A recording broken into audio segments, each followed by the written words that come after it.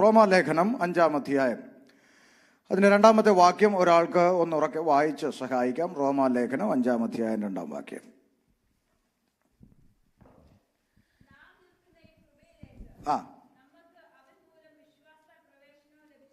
മതി. നാം നിൽക്കുന്ന ഈ കൃപയിലേക്ക് നമുക്ക് യേശുക്രിസ്തു മൂലം വിശ്വാസത്താൽ പ്രവേശനം ലഭിച്ചിരിക്കുന്നു എന്നാണ് വായിച്ചത്. അപ്പോസ്തലനായ പൗലോസ് റോമാസഭയോട് സംസാരിക്കുമ്പോൾ ഇങ്ങനെ പറയുകയാണ്, നമ്മൾ ഒരു കൃപയിലാണ് നിൽക്കുന്നത്. അല്ലേ? അതെ, കൃപയിലാണ് നിൽക്കുന്നത്. നമ്മൾ ഒരുമിച്ച്, ഇത് ഒരു പഠനമാണല്ലോ, അതുകൊണ്ട് നമുക്ക് ഒരുമിച്ച് ചിന്തിക്കാം. പേടിക്കുകയൊന്നും വേണ്ട, ഞാൻ ഉപദ്രവകാരിയൊന്നും അല്ല. അതുകൊണ്ട് വളരെ സിമ്പിളായി നമ്മളിരുന്നാൽ നമ്മൾ എല്ലാ ടെൻഷനും മറന്നിട്ട് സന്തോഷത്തോടെ ഇരിക്കാൻ പറ്റുന്ന ഒരു സ്ഥലം ഉണ്ടെങ്കിൽ കർത്താവിൻ്റെ സന്നിധിയിലേ ഉള്ളൂ. അതുകൊണ്ട് വളരെ ഫ്രീ ആയിട്ട് നമ്മൾ ഇരിക്കാം. അപ്പോൾ ഇവിടെ പൗലോസ് പറയുകയാണ്, നാം നിൽക്കുന്ന ഈ കൃപയിലേക്ക് നമുക്ക് യേശുക്രിസ്തു മൂലം നമുക്ക് പ്രവേശനം സാധ്യമായി. ഒരു രൂപ ചെലവില്ല. നമുക്ക് സൗജന്യമായി ഈ കൃപയിലേക്ക് ദൈവം നമ്മളെ പ്രവേശിപ്പിച്ചു. അതുകൊണ്ടാണ് എഫേസ്യ ലേഖനം 2-ാം അധ്യായം 8-ാം വാക്യത്തിൽ സമാനമായി ചിന്ത, അതിൻ്റെ ഇണവാക്യം കിടപ്പുണ്ട്. എഫേസ്യർ 2:8, തീത്തോസ് 3:6 രണ്ട് വാക്യങ്ങളിലും സമാനമായ ചിന്ത അതിനെ സ്ഥാപിക്കുന്ന ദൈവവചനം. നോക്ക്, കൃപയാലല്ലോ നിങ്ങൾ വിശ്വാസം മൂലം രക്ഷിക്കപ്പെടുക, അതിനും നിങ്ങൾ കാരണമല്ല, ദൈവത്തിന്റെ. അപ്പൊ ഇതിനെ ഉറപ്പിക്കുന്ന ഒരു വാക്യം നമ്മൾ ആദ്യം വായിച്ച വേദഭാഗത്തെ അടുത്ത വാക്യം കൊണ്ട് ഉറപ്പിക്കുന്നു. ഒരു രൂപ ചെലവില്ലാതെ സൗജന്യമായി ദൈവത്തിന്റെ കൃപയാൽ നമ്മൾ വിശ്വാസം മൂലം രക്ഷയുടെ അനുഭവത്തിലേക്ക് പ്രവേശിച്ചിരിക്കുന്നു. വളരെ കൃത്യമാണ്. ഇനി തീത്തോസിന്റെ ലേഖനം കൂടെ വായിക്കും, 3:6 അവിടെ വായിക്കുമ്പോൾ ഒന്നുകൂടി ഉറപ്പിക്കുന്ന നിലയിൽ, നാം അവന്റെ കൃപയാൽ നീതീകരിക്കപ്പെട്ടിട്ട് പ്രത്യാശപ്രകാരം നിത്യജീവന്റെ അവകാശികളായി തീരേണ്ടതിന്. അപ്പോ കൃപയാൽ, ദൈവത്തിന്റെ കൃപ നമുക്ക് ലഭിച്ചത് കൊണ്ടാണ് ഈ വിശ്വാസ ജീവിതത്തിലേക്ക് നമ്മൾ പ്രവേശിച്ചത് എന്നുള്ളതാണ്. അതിന് നമ്മുടെ കാരണമല്ല, നമ്മുടെ പുണ്യപ്രവൃത്തിയല്ല, ഒരു രൂപ നമ്മൾ ചെലവാക്കിയിട്ടില്ല, സൗജന്യമായിട്ടാണ് നമ്മൾ പ്രവേശിച്ചത്. എന്നാൽ ഈ പ്രവേശിച്ച അകത്തു വന്ന ദൈവമക്കൾക്ക് വളരെ ഗൗരവമായ ഉത്തരവാദിത്വങ്ങളുണ്ട്. നമ്മൾ മനസ്സിലാക്കണം, ദൈവസഭ എന്ന് പറയുന്നത് കുത്തഴിഞ്ഞ ഒരു പുസ്തകമല്ല. ദൈവസഭയ്ക്ക് വളരെ കൃത്യമായ പ്രമാണമുണ്ട്. നോക്കൂ, എന്താണ് ഈ ലേഖനങ്ങൾ എന്നുള്ളത് ഒരല്പം ഒന്ന് പശ്ചാത്തലത്തിലേക്ക് പോകാം. ഈ ലേഖനങ്ങൾ എന്താണ്, ഇത് ആരോടാണ് സംസാരിക്കുന്നത് എന്നൊന്ന് പഠിക്കണം, എന്നാലേ ഇതിൻ്റെ ഗൗരവം നമുക്ക് മനസ്സിലാകത്തുള്ളൂ. ഞാൻ ഈ വചനം പഠിക്കുന്നതിനോട് എനിക്ക് വലിയ ഇഷ്ടമാണ്. ബൈബിൾ കോളേജിൽ പോയി പഠിക്കാൻ പറ്റാത്തത് കൊണ്ട് വായിച്ചു പഠിക്കുക, ദൈവസേനയിലിരുന്ന് ധ്യാനിക്കുക തുടങ്ങിയ കാര്യങ്ങൾ വലിയ ഇഷ്ടമായതുകൊണ്ട്, പിന്നെ ആരെന്ത് പ്രസംഗിച്ച് കേട്ടാലും ഞാൻ പോസ്റ്റ്മോർട്ടം ചെയ്ത് സ്വീകരിക്കാറുള്ളൂ, ഇതിനകത്തോട്ട് നോക്കും. അങ്ങനെ പഠിക്കാൻ ഇഷ്ടമായതുകൊണ്ട് ഒരു കാര്യം ഞാൻ നിങ്ങളോട് പറയാം. ഈ വിശ്വാസത്തിൽ, ഈ ദൈവകൃപയിൽ നാം നിലനിൽക്കണമെങ്കിൽ ദൈവത്തിൻ്റെ വചനത്തിലല്ലാതെ മറ്റൊന്നുകൊണ്ടും സാധ്യമല്ല. ഇനി ഒന്നുകൂടി കടത്തി പറഞ്ഞാൽ, പിശാച് പേടിക്കുന്ന ഒരായുധമുണ്ടെങ്കിൽ അത് ദൈവത്തിൻ്റെ വചനമാണ്. നമുക്കിന്ന് വചനം സെക്കൻഡറി ആയിക്കൊണ്ടിരിക്കുന്ന ഒരു കാലഘട്ടമാണ്, അല്ലേ? നമ്മൾ എവിടെ എടുത്ത് നോക്ക്, നിങ്ങളുടെ പഴയ കാലവും ഇപ്പോഴത്തെ കാലവും കൂടെ ആത്മീയത്തെ ഒന്ന് തുലനം ചെയ്ത് നോക്ക്.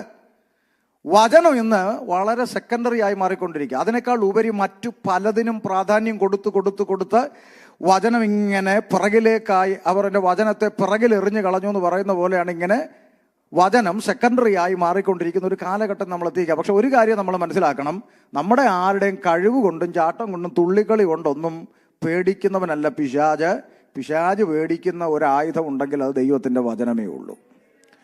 അത്ഭുതങ്ങളോ അടയാളങ്ങളോ വീര്യപ്രവൃത്തികളോ ഒന്നും ഞാൻ എതിരല്ല. പക്ഷെ ഇതൊന്നും കണ്ട് പിശാച് പേടിക്കുമെന്ന് നിങ്ങൾ ആരും പ്രതീക്ഷിക്കുകയും വേണ്ട. ഞാനതിന് വെറുതെ പറഞ്ഞു വിടാതെ ബൈബിളിൽ നിന്നുകൊണ്ട് പറയാം.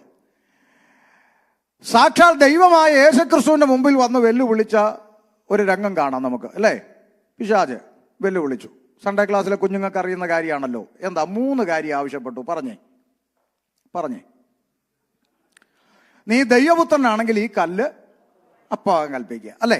ഓക്കെ. 2, പിന്നെ മുകളിൽ നിന്ന് താഴേക്ക് ചാടുക.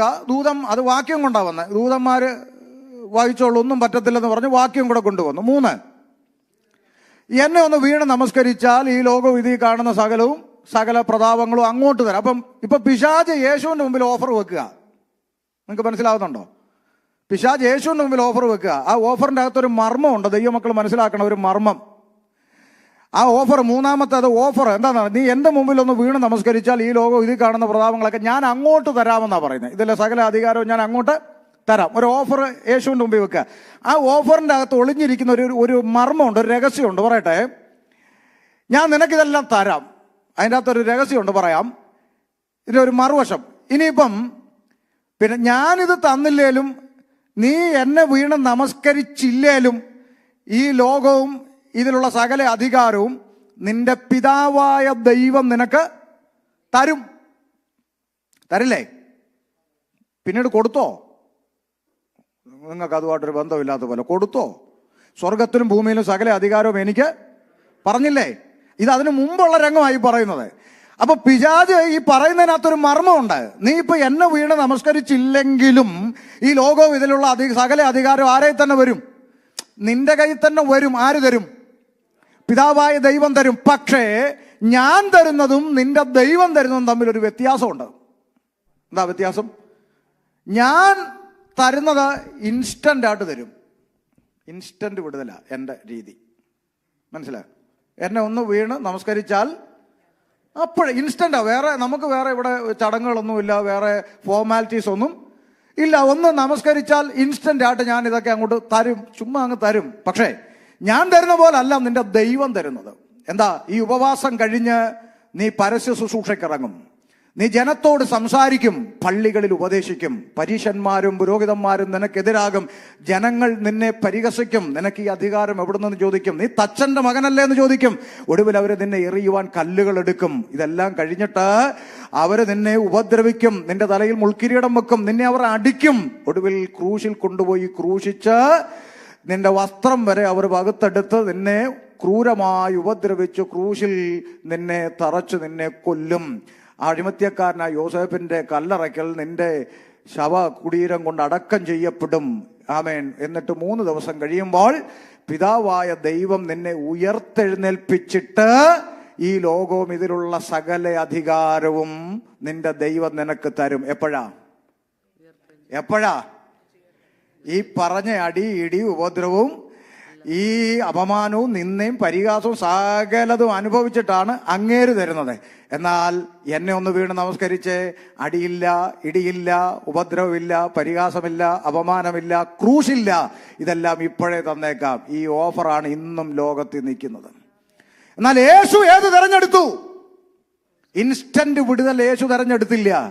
എന്റെ ദൈവം അനുവദിച്ചിട്ട് എൻ്റെ ജീവിതത്തിൽ കടന്നു വരുന്ന സകല കഷ്ടങ്ങളിലൂടെയും കടന്നു പോയിട്ട് ലഭിക്കുന്ന ഒരു മാന്യതയുണ്ടല്ലോ, ആ മാന്യത മതി എന്ന് പുത്രൻ തിരഞ്ഞെടുത്തെങ്കിൽ ഇന്ന് സന്ധ്യയിൽ രക്ഷിക്കപ്പെട്ടവരുടെ മുമ്പിൽ ഞാനൊരു ചോദ്യം വെക്കുക, ആമേൻ, നിങ്ങളേത് തിരഞ്ഞെടുക്കും? എൻ്റെ ദൈവം എൻ്റെ ജീവിതത്തിൽ കടത്തിവിടുന്ന ഒരു കാര്യം ദൈവമക്കൾക്ക് ഉറപ്പല്ലേ? നമ്മുടെ ദൈവം അറിയാതെയും അനുവദിക്കാതെയും, ഞാൻ എൻ്റെ ജീവിതത്തിൽ എപ്പോഴും ബലപ്പെടുന്ന ഒരു ഫോർമുലയാണ് പറഞ്ഞു തരാം. നമ്മുടെ ദൈവം അറിയാതെയും പിന്നെ അനുവദിക്കാതെയും എൻ്റെ ജീവിതത്തിൽ യാതൊന്നും സംഭവിക്കത്തില്ലെന്നുള്ളത് രക്ഷിക്കപ്പെട്ട ഒരു ദൈവവൈതന്റെ ഉറപ്പാണ്. ആമേൻ. അങ്ങനെ എൻ്റെ ദൈവം അറിഞ്ഞിട്ടും അനുവദിച്ചിട്ടും എന്തെങ്കിലും എൻ്റെ ജീവിതത്തിൽ കടന്നു വരുന്നെങ്കിൽ അതിൻ്റെ പിന്നിൽ എൻ്റെ ദൈവത്തിന് വ്യക്തമായ പദ്ധതികളുണ്ട് എന്നുള്ളത് കൊണ്ട് ഞാൻ അതിനെക്കുറിച്ച് ആശങ്കപ്പെടുന്നില്ല എന്നാണ് ഒരു രക്ഷിക്കപ്പെട്ട ദൈവവൈതലിന് പറയാൻ കഴിയുക. അപ്പോൾ നമ്മുടെ ജീവിതത്തിൽ എന്തും വന്നോ നോക്കേ, നമ്മൾ വലിയ വിശ്വാസത്തിന്റെ പാട്ടൊക്കെ പാടുന്ന ആളുകളൊക്കെയാണ്. പക്ഷെ നമ്മൾ ഒരു കാര്യം മനസ്സിലാക്കണം, ഈ ബാത്റൂമിന്റെ അകത്ത്, വാഷ്റൂമിന്റെ അകത്ത് നമ്മൾ കുളിച്ചിട്ട് നമ്മൾ തല തോർത്തുന്ന ആ ടവൽ ഒന്ന് താഴേക്ക് എടുത്തു നോക്കിയാൽ ആ ടവലിന്റെ അകത്ത് ചില മുടികളൊക്കെ അവിടെ ഇവിടെ പറ്റിപ്പിടിച്ചിരിക്കുന്നത് കാണാം. ദൈവത്തിന്റെ വചനം പറയുന്നു, നമ്മുടെ തലയിൽ നിന്ന് ഈ പൊഴിഞ്ഞു പോയ ഒരു മുടി പോലും സ്വർഗത്തിലെ ദൈവം അറിയാതെ അല്ല പൊഴിഞ്ഞിരിക്കുന്നതെന്ന് ഇതിന്റെ അകത്ത് എഴുതി വെച്ചിരിക്കുമ്പോൾ, ഇന്ന് നമ്മുടെ ജീവിതത്തിൽ സംഭവിച്ചു കൊണ്ടിരിക്കുന്ന പ്രതിസന്ധിയാകട്ടെ, പ്രതികൂലമാകട്ടെ, വേദനയാകട്ടെ, പ്രയാസമാകട്ടെ, രോഗമാകട്ടെ, എന്തുമാകട്ടെ, അതെന്റെ ദൈവം അറിയാതെ അല്ല എൻ്റെ ജീവിതത്തിൽ സംഭവിച്ചിരിക്കുന്നത് എന്ന ഒരു മിനിമം വിശ്വാസമുണ്ടെങ്കിൽ നമുക്ക് ധൈര്യത്തോടെ മുന്നോട്ട് പോകരുതോ? Praise the Lord. ഞാൻ വിഷയത്തിലോട്ട് തിരിച്ചു വരാം. യേശു തെരഞ്ഞെടുത്തത് ഇൻസ്റ്റന്റ് വിടുതലല്ല. പക്ഷെ പെന്തക്കോസുകാരങ്ങനല്ല. 6 മാസം ഒരു ചർച്ചയിൽ പോയി, അവിടെ പോയിട്ട് വലിയ ഗുണമൊന്നും ഇല്ല, അതുകൊണ്ട് അപ്പുറത്ത് കവിഞ്ഞൊഴുകുന്ന അനുഗ്രഹം, നേരെ അപ്പുറത്തോട്ട് പോയി. അവിടെ ചെന്നിട്ട് രക്ഷയില്ല, അപ്പുറത്തോട്ട് ഇങ്ങനെ ചാടി ചാടി മരം കൊത്തിയായിട്ട് നടക്കുക. മരം കൊത്തി എൻ്റെയൊക്കെ ചെറുപ്പകാലം തൊട്ടേ മരത്തെ കൊത്താൻ തുടങ്ങിയത്. അപ്പോൾ അറിവുള്ളവരോട് ചോദിക്കുന്നത് എന്താ കൊത്തുന്നതെന്ന് ചോദിച്ചാൽ അന്ന് വലിയവർ പറഞ്ഞു തരും, അത് മരം കൊത്തി പണ്ട് വനദേവതയോട് പ്രാർത്ഥിച്ചു പോലും ഒരു വീട് വേണമെന്ന്. ഇപ്പോൾ വനദേവത പ്രത്യക്ഷപ്പെട്ട് പറഞ്ഞെന്ന്, നിനക്ക് ഇഷ്ടമുള്ള മരം കൊത്തി നീ വീട് ഉണ്ടാക്കിക്കോളാം. അന്ന് തൊട്ട് ഈ പുള്ളി കൊത്താൻ തുടങ്ങിയതാ. ഇന്നും ഇതുവരെ ഒരു വീട് ഇതുപോലെ പലരും ഒരു ചർച്ചയിൽ നിന്ന് ചാടി അടുത്ത ചർച്ച, അടുത്ത ചാടി അടുത്ത്, ഇങ്ങനെ ചാടി ചാടി നടക്കുകയാണ്. ഇതുവരെ സ്വന്തമായിട്ടൊരു വീട് ഉണ്ടാക്കിയിട്ടില്ലെന്ന് പറഞ്ഞ പോലെ അനുഗ്രഹം തപ്പി നടക്കുക. എന്നാൽ ദൈവം എൻ്റെ ജീവിതത്തിൽ അനുവദിച്ചു തരുന്നത് മതി എന്ന് തീരുമാനിക്കാൻ കഴിയുന്നവനാണ് രക്ഷിക്കപ്പെട്ടവൻ. പുത്രൻ തെരഞ്ഞെടുത്തത് പിതാവ് അനുവദിച്ചിട്ട് വരുന്ന അധികാരവും നന്മയും മതി എന്നുള്ളതാണ്. വിഷയം അതല്ല, വിഷയത്തിലേക്ക് തിരിച്ചു വരാം. അപ്പോൾ ആമേൻ, ചിന്ത, വചനം ആണ് പിശാച് പേടിക്കുന്ന ആയുധം എന്നുള്ളതാണ് ഞാൻ പറഞ്ഞു വന്നത്. അതെന്റെ മനസ്സിലുണ്ട്, അതിലോട്ടാണ് വരുന്നത്. ശ്രദ്ധിച്ചേ. അപ്പോൾ ഈ 3 കാര്യങ്ങൾ പിശാച് യേശുവിനോട് ആവശ്യപ്പെട്ടു. എന്റെ ചോദ്യം നിങ്ങളോട്, പിശാച് യേശുവിനോട് ആവശ്യപ്പെട്ട ഈ 3 കാര്യങ്ങളും അത്ഭുതമാണോ അല്ലയോ? പറ. അത്ഭുതമാണോ അല്ലയോ? ചിന്തിച്ചേ പറയാവുള്ളൂ. അത്ഭുതമാണോ? അത് പറഞ്ഞു, തെറ്റിയാലും കുഴപ്പമൊന്നുമില്ല. അത്ഭുതമാണോ അല്ല? ആണോ? ചിലർ അല്ലെന്ന്, ചിലരാണെന്ന്, ചിലർ ഒന്നും മിണ്ടുന്നില്ല. ആമേ, ശ്രദ്ധിച്ചേ. അത്ഭുതമാണോ? ഇപ്പൊ നമ്മുടെ ബിജുപാസ് ഇവിടുന്ന് വെളിയിലോട്ടിറങ്ങി 5-6 കല്ല് വാരി മേശപ്പുറത്ത് കൊണ്ട് വെച്ചു പറയാണ്, യേശുവിന്റെ നാമത്തിൽ അപ്പമായി തീരുക. ഉടനെ ആവി പറക്കുന്ന അപ്പമായി മാറിയാൽ അത്ഭുതമാണോ എന്നാ ഞാൻ ചോദിച്ചേ. അത് തന്നെയല്ലേ ഞാൻ ചോദിച്ചേ. ആമേൻ. ഓ, വാട്ട് എ വണ്ടർഫുൾ മിറക്കിൾ അല്ലേ? അത്ഭുതമല്ലേ? അല്ലേ? യെസ്. ഇത് ചെയ്യാൻ ആവശ്യപ്പെട്ടതാരാ? പുള്ളിക്ക് ഇതിനോട് പണക്കുണ്ടോ? മിണ്ടുന്നില്ല. ഇത് ചെയ്യാൻ ആവശ്യപ്പെട്ടാരാ? പുള്ളിക്ക് പണക്കുണ്ടോ? ഒരു മിറക്കിൾ ചെയ്യാനാ പറഞ്ഞേ. സ്തോത്രം.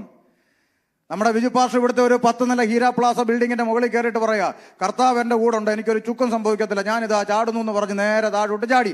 ഒന്നും സംഭവിച്ചില്ല. അത്ഭുതമാണോ അല്ലയോ? പറ. ചെയ്യാൻ ആവശ്യപ്പെട്ട ആരാ? മനസ്സിലാകുന്നുണ്ടോ? ആമേൻ. 3, ആമേൻ. ഇവിടുത്തെ ഒരു വിശ്വാസി ഇവിടുത്തെ സൂപ്പർ ലോട്ടോയിൽ ചെന്നിട്ട് ലോട്ടറി എടുത്തു. ലോട്ടറി എടുത്തിട്ട് നേരെ ഒരു വിഗ്രഹത്തിന്റെ മുമ്പിൽ ചെന്നേച്ച് പറയാണ്, 8-10 വർഷമായി യേശുവിന്റെ പുറകെ നടക്കുന്നു, ഗുണമൊന്നും ഇല്ല, ഇനി നീയെങ്കിലും എന്നെ ഒന്ന് സഹായിക്കെന്നും പറഞ്ഞ് ജസ്റ്റ് ഒന്ന് നമസ്കരിച്ചു. ഒന്ന് നമസ്കരിക്കാനല്ലേ പറഞ്ഞോളൂ, ഒന്ന് നമസ്കരിച്ചു.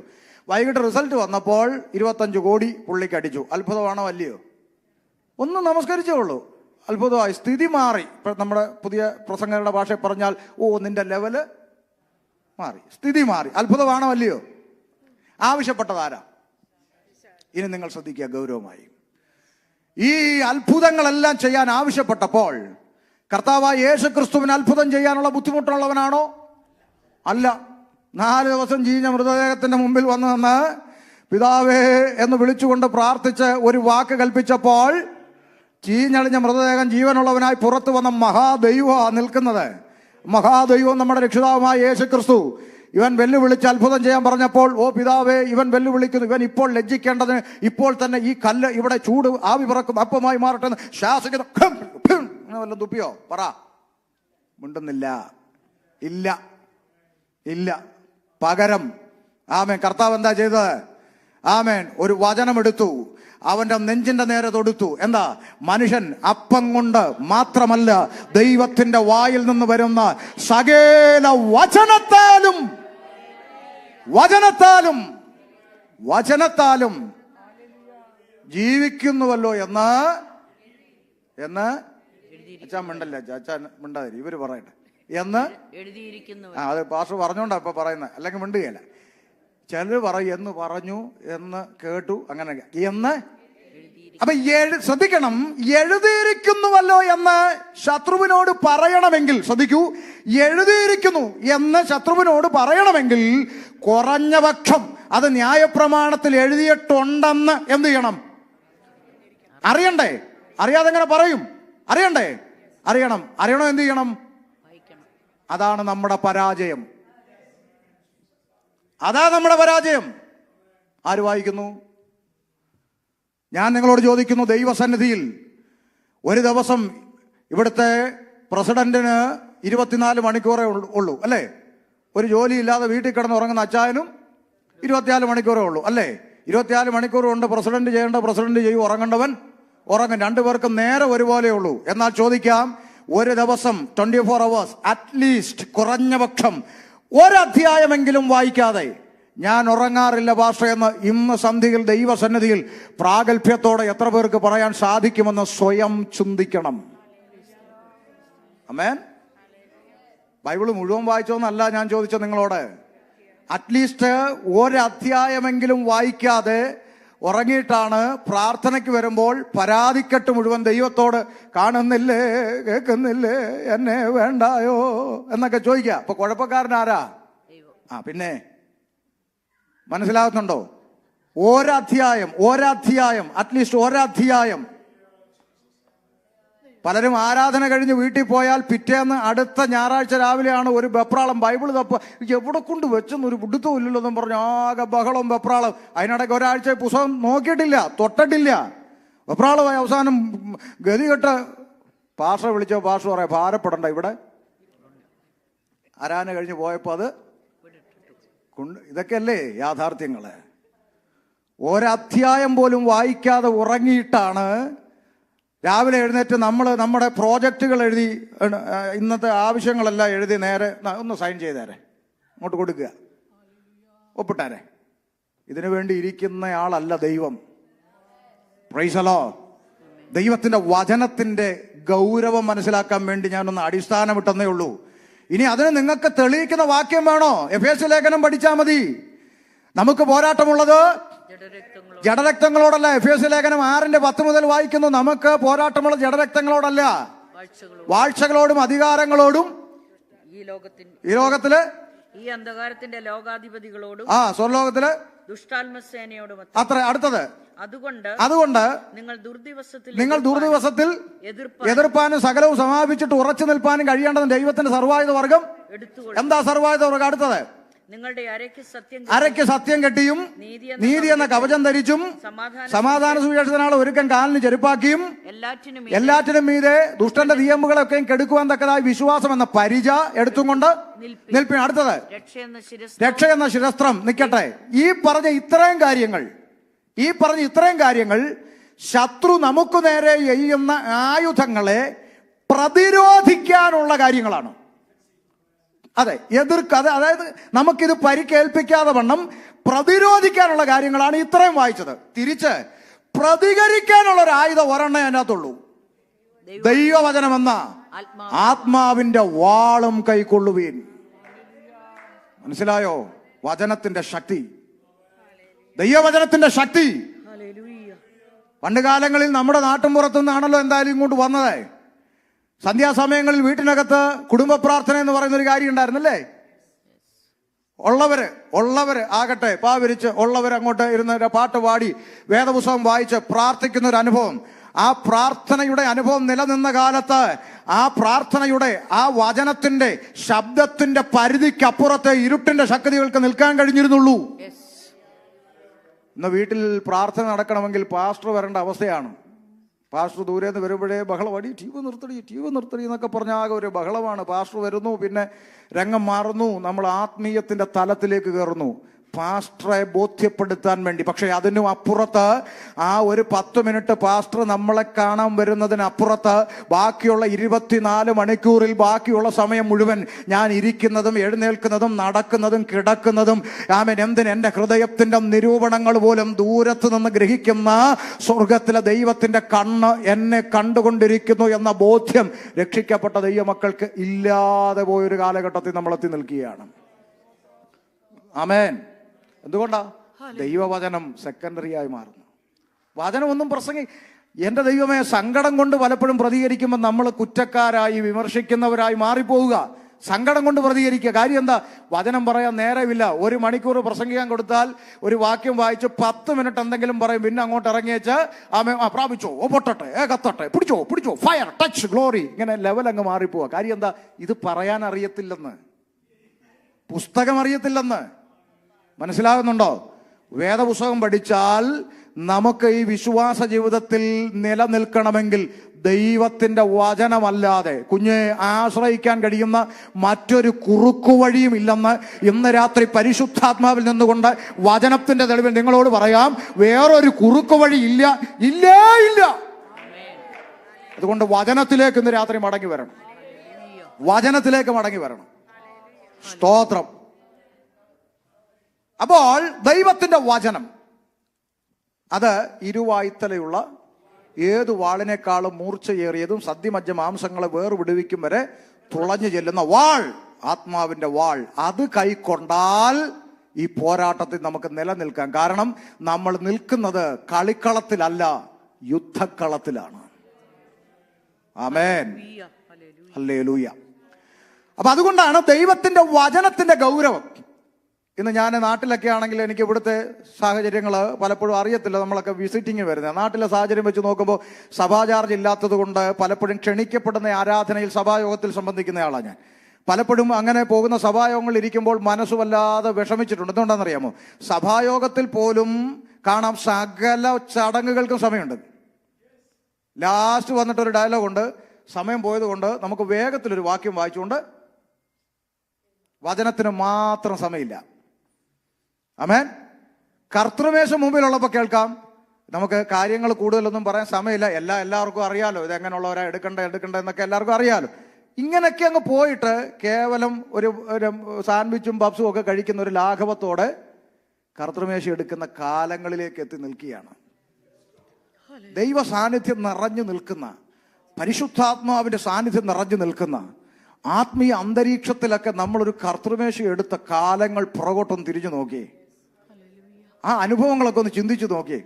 അതൊക്കെ പോയിട്ട് നമ്മളിപ്പം സിമ്പിൾ, വളരെ പൗലോസ് ഭക്ഷണം കഴിക്കാനാണ് നിങ്ങൾക്ക് വീട്ടിലിരുന്നൂടെ എന്ന് ചോദിച്ചു. ഹല്ലേലൂയ. അപ്പൊ അങ്ങനെ ഒരു കാലത്തിലേക്ക് മാറാൻ കാരണം വചനം സെക്കൻഡറി ആയി മാറിപ്പോയി. ഇന്ന് രാത്രി ഞാൻ പ്രാരംഭത്തിൽ ദൈവാത്മാവിൽ നിങ്ങളെ പ്രബോധിപ്പിക്കുന്നത്, നാം ദൈവവചനത്തിന് 1-ാം സ്ഥാനം കൊടുക്കുന്ന ഒരു ആത്മീയ തലത്തിലേക്ക് ഇന്ന് രാത്രി നിങ്ങൾ മടങ്ങി വരണമെന്നുള്ളതാണ് ഞാൻ പറയുന്നത്. ഞാൻ 22 വർഷം കൃപയാൽ ഈ വിശ്വാസ ജീവിതത്തിൽ ഇറങ്ങി നിലനിൽപ്പാൻ കർത്താവ് സഹായിച്ച എൻ്റെ അനുഭവത്തിൽ പ്രതികൂലങ്ങൾ, പ്രതിസന്ധികൾ, തലമേൽ മല ഇടിഞ്ഞു വീഴുന്ന പോലുള്ള പ്രതിസന്ധികൾ ജീവിതത്തിൽ ഏറ്റുവാങ്ങിക്കൊണ്ട് മുന്നോട്ട് പോകുന്ന ഒരു മനുഷ്യനാണ്. പക്ഷെ ഞാൻ ഇങ്ങനെ പറയാറുണ്ട്, നാട്ടിൽ പാലം കുലുങ്ങിയാലും കേളം കുലുങ്ങത്തില്ലെന്ന് പറഞ്ഞ പോലെ ഇവിടെ ഇതൊന്നും മാറ്റർ അല്ല, ഇവിടെ നിൽക്കും എന്ന് പറയാനുള്ള ധൈര്യം എന്താണെന്നറിയാമോ? ദൈവത്തിന്റെ വചനമകത്തുള്ളത് കൊണ്ടാണ്. ഇത് ഞാൻ നിങ്ങൾക്ക് പറഞ്ഞു തരിക. ദൈവത്തിന്റെ വചനം, ഈ വചനത്തിന് 1-ാം സ്ഥാനം കൊടുത്താൽ ഈ ലോകത്തിലെ ഒന്നിനും നിങ്ങളൊരു ചുക്കും ചെയ്യാൻ കഴിയത്തില്ല. അതിൻ്റെ അപ്പുറത്തൊരു കുറുക്ക് വഴിയില്ല, അതിൻ്റെ അപ്പുറത്ത് വേറൊരു പരിപാടിയുമില്ല. അതുകൊണ്ട് വചനത്തിലേക്ക് വരാം. അപ്പൊ ഇവിടെ ദൈവസഭയോട് ലേഖനത്തിലൂടെ പൗലോസ് ശ്ലീഹ സംസാരിക്കുന്നു. എന്താണ് ലേഖനത്തിന്റെ പശ്ചാത്തലം? ഒന്ന് ഓടിച്ചങ്ങ് പറയാം, കാരണം ഇവിടെ വിശ്വാസികളല്ലാത്തവരില്ലല്ലോ. അതുകൊണ്ട് ഞാൻ ലേഖനത്തിന്റെ പശ്ചാത്തലം വിവരിക്കുന്നില്ല, ഓടിച്ചു പറയാം. ആദിയിൽ ദൈവം ആകാശവും ഭൂമിയും സൃഷ്ടിച്ചു. ചരാചരങ്ങൾ, ഇഴജാതി, മൃഗജാതി, കന്നുകാലി, നാൽക്കാലി, പറവജാതി എന്നിങ്ങനെ അടുക്കടുക്കായി സൃഷ്ടിച്ചു. ഉൽപ്പത്തി. ശേഷം മനുഷ്യനെ സൃഷ്ടിച്ചു. മനുഷ്യൻ ഏകനായിരിക്കും നല്ലതല്ലെന്ന് പറഞ്ഞ ദൈവം തക്ക തുണയുണ്ടാക്കി കൊടുത്തു. കുടുംബജീവിതം സ്ഥാപിച്ചു. സന്തോഷത്തോടെ ദൈവത്തെ സേവിച്ച് മുന്നോട്ട് പോയി. എന്നാൽ സൃഷ്ടാവായ ദൈവത്തിങ്കിൽ നിന്ന് സൃഷ്ടിയായ മനുഷ്യനെ അകറ്റിക്കളയുവാൻ രംഗപ്രവേശനം ചെയ്ത ഇരുട്ടന്റെ ആത്മാവിന്റെ സ്വാധീനം നിമിത്തം മനുഷ്യൻ പാപത്തിൽ വീണു. പാപം മനുഷ്യന്റെ അകത്ത് പ്രവേശിച്ചു.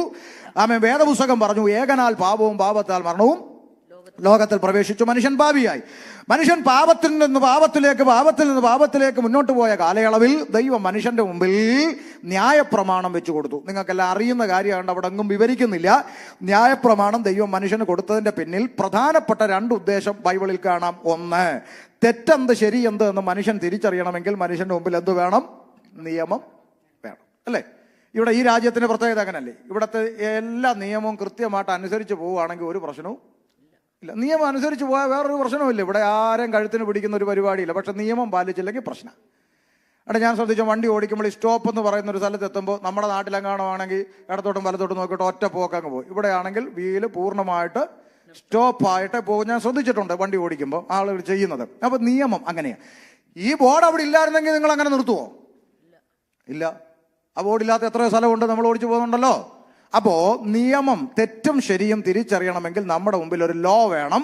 അതുകൊണ്ട് എന്ത് ചെയ്യണം, എന്ത് ചെയ്യരുത്, എന്ത് ചെയ്തുകൂടാ, എങ്ങനെ ജീവിച്ചാൽ അനുഗ്രഹിക്കപ്പെടും, എങ്ങനെ ചെയ്താൽ ശപിക്കപ്പെടുമെന്ന് കാറ്റഗറി തിരിച്ചെഴുതി ഒരു കാറ്റലോഗ് എന്ന് വേണമെങ്കിൽ പറയാം ദൈവം മോശ മുഖാന്തരം മനുഷ്യന് കൊടുത്തു. ഇപ്പൊ നമ്മൾ കടയിൽ ചെന്ന് ഏതൊരു ചെറിയ സാധനം, വാച്ച്, പിന്നെ മൊബൈല്, അത് എന്ത് മേടിച്ചാലും അതിന്റെ കൂടെ ഒരെണ്ണം കിട്ടും, യൂസേഴ്സ് മാനുവൽ, ഉപയോഗിക്കേണ്ടുന്ന വിധം. ഇതുപോലെ മനുഷ്യനെ സൃഷ്ടിച്ച സൃഷ്ടാവ്, നിർമ്മാതാവ്, സൃഷ്ടിയായ മനുഷ്യൻ എങ്ങനെ ആയിരിക്കണം, എങ്ങനെ ആയിരിക്കരുത്, എന്ത് ചെയ്യണം, എന്ത് ചെയ്യരുത്, എങ്ങനെ ജീവിക്കണം, എങ്ങനെ ജീവിക്കരുതെന്ന് വളരെ കൃത്യമായി എഴുതി മനുഷ്യന് കൊടുത്ത ഒരു പ്രമാണം, അതാണ് ന്യായപ്രമാണം. അതെന്തിനാ?